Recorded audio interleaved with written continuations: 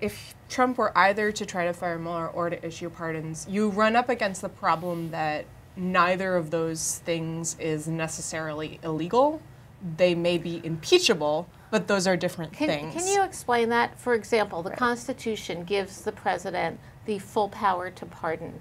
Exactly. So how could possibly, she says in mock horror, the pardoning that nice Jared Kushner, if it came to that, how could that possibly be an impeachable offense? Well, so the argument would be that, first off, I should say, there's a lot of debate over whether or not if the president pardons Jared Kushner hypothetically to, with the intent of covering up some terrible crime, there's a debate over whether or not that could constitute obstruction of justice, which is a criminal offense. Setting that aside, the argument would be that there's a difference between a crime and an impeachable offense. If the president, gets in his car and runs a red light, I don't think we would say that would be impeachable.